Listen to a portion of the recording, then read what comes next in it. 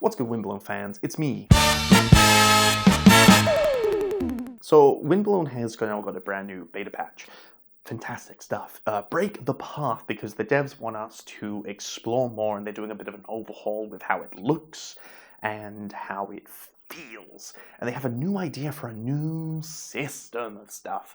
And I'm just going to tell you my thoughts and feelings about everything with a little insight into the speedrunning side, because for those who don't know, and for those who do know, I'm currently the any percent speedrun world record holder in the most recent update, as of time of recording.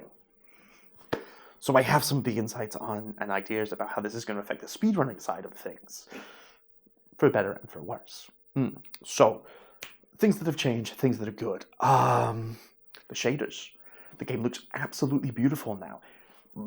Like, if you look up here, you should be able to see like some things that I took while playing through for my first time. I did record like a 40-minute video just of my first initial thoughts and feelings and things to potentially use, but then my computer just crashed. I was too strong. Yes, shaders look beautiful. Everything looks really, really cool. Maps. Maps is a big thing. We have two sort of maps. We have the big map, we have the mini map. Now, the mini map is currently broken. It doesn't work, but the devs will be able to fix that very, very soon, and then it's going to be fantastic. A big benefit of the map is that we can find the secret rooms now. There are many updrafts that we can find, and many secret paths to things that we can find as well. If you look up here as well, the darker rooms are the secret areas, and the brighter rooms and things are just the regular biome stuff. Which is fantastic if you're trying to find something like Kubrick's grave, or the axolotl statue for the obsidian in the sanctuary, which is so much easier for everyone now than when it first came out, because I remember going run after run trying to find it, and only to find you needed the axolotl skin. Anyway, previous frustrations aside, the maps are a very good inclusion. The teleportation feature inside them as well, with the teleporting towers, beautiful, love it, absolutely love it. Because if you were trying to speedrun it, or you take a wrong turn or something, you can always go back and look somewhere else. It is a little frustrating if you are trying to speedrun it and you take the wrong turn, because you don't know what's where in advance. But hey, we'll talk more about speedrunning later, but for now, just focus on the maps. So I think this is a very good inclusion. Bit long overdue. I mean, Dead Cells always had the map. Dead Cells had the map, and now, Windblown's going to get it as well, because Windblown's taking a lot of inspiration from Dead Cells. Mostly because Motion Twin did both. And they're both very good fun games. So, yeah, shaders looking beautiful, maps, great addition. Let's talk about the size now. So with the maps, to make them all very efficient and very useful and things, the biomes are huge. They're so much bigger, and they feel it now, and you can see it because you have a map. And with all the paths now, it's really cool that there is this option for, try and get to the end very as quick as you can, or even just go and explore as much as you can. You can go back and forth no matter what. Potentially new speedrunning ideas. Speedrunning later. Talk about that later. Next thing, the rarities. The rarities and the upgrading altar and the new system for all of that. So in my first playthrough, I had a mythic fish knife with plus 100% size to start with. You get rarity upgrades for starting weapons, and including the fish knife, which is actually fantastic. Then I had the mythic rare Hibiki's umbrella with projectiles create a corrosive pull upon hit. Beautiful. Melted everything away. Had the very quickest boss fights of my life.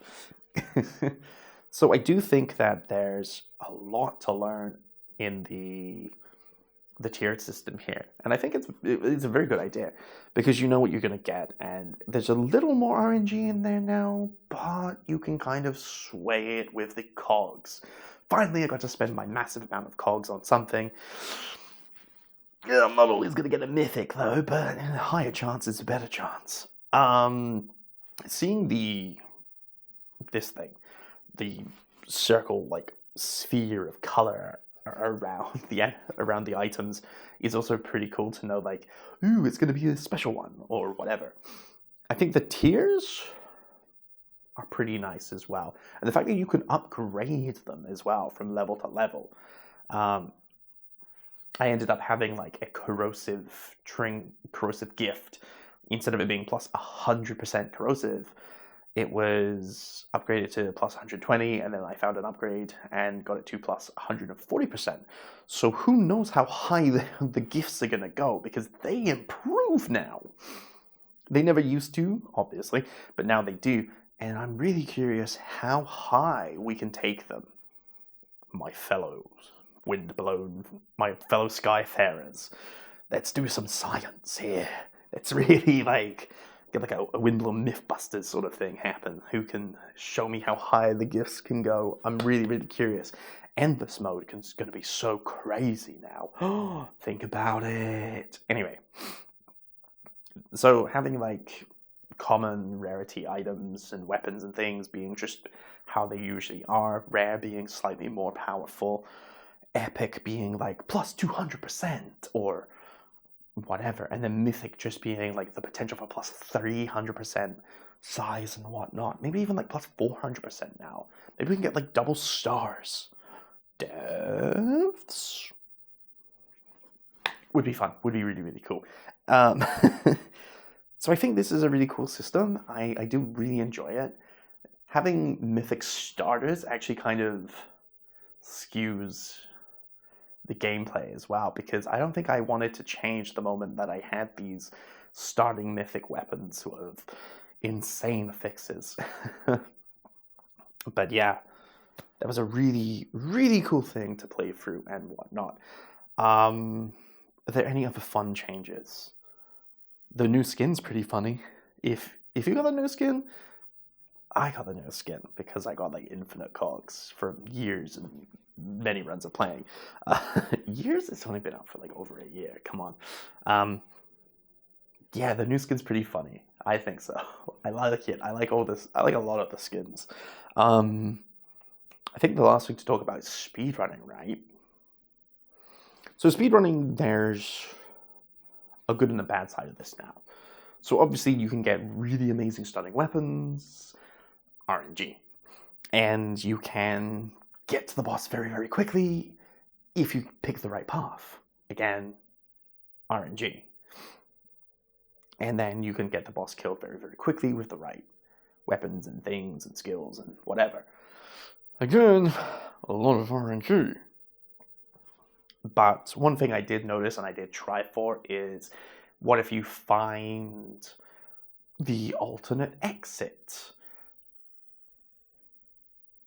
Can you, like, do you have to fight the boss? And the answer is yes. Yes, you do, because obviously here, there's a big boss door. It doesn't teleport you to the boss. It just says, go kill the boss, and then it can go away. So you do have to fight the boss regardless. Oh, wow. There's a little more RNG about what's behind the boss, because it can change, which is cool to know, really. So finding the multiple exits is something. Fighting the boss is always going to have to happen. Teleporting between places as well is pretty okay.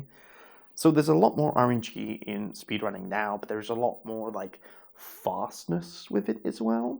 The holding to dash is actually so much more beneficial than just pressing to dash now. As someone in the Discord said, like, it seems faster, and I think it seems faster too. Like, I tested a little of both.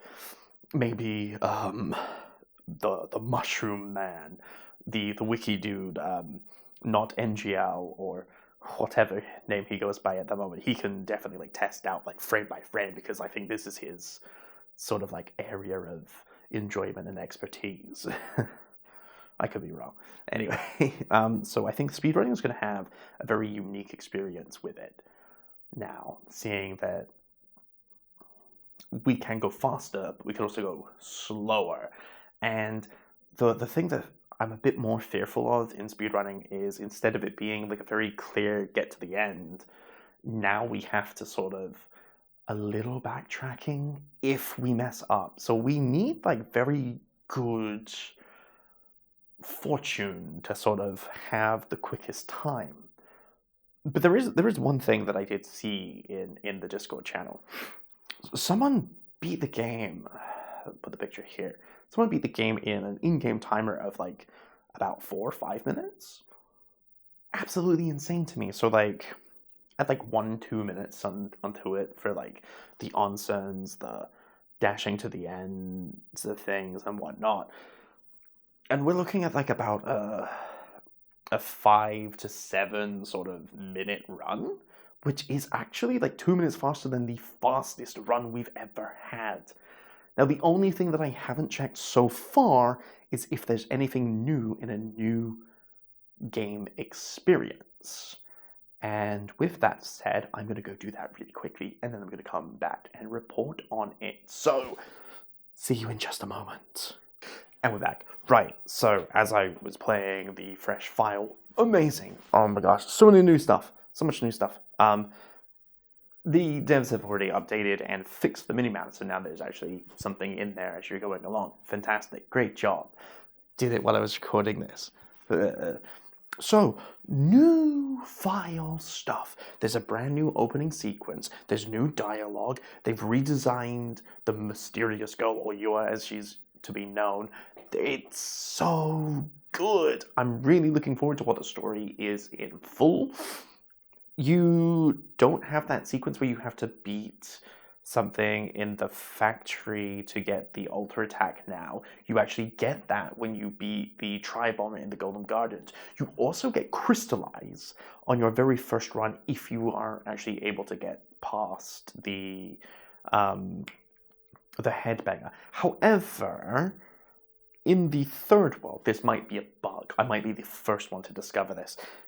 There's 2 alter attack sort of things, but one of them is sort of like locked behind the alter attack 2. Now, I don't know if I have to go through the game, progress a little more to get the second alter attack to then unlock that sphere, or if I just found a bug there. But that's when you beat the third biome. I don't really know what happens if you beat the fourth biome on your very first run. Kinda got hit at the end, unfortunately. Happens. Oh well. Maybe I'll go back and do it and then see if anything does happen. Probably not, right? Probably not. Anyway, that's all the fresh file stuff. A lot of new content in there. Yua has some really cool, like, little scenes now, and oh my gosh, the character portrait for her is absolutely adorable. I really love the design of like all the characters and things in Windblown. So devs, 2 big thumbs up. Love it so much. Yeah, if you haven't ever played Windblown or you're looking for something new to play, give it a try. Fantastic game. Love it. Yeah, that's all for now. So see you in the next one. I'm going to do some more Windblown videos in the future. Yeah.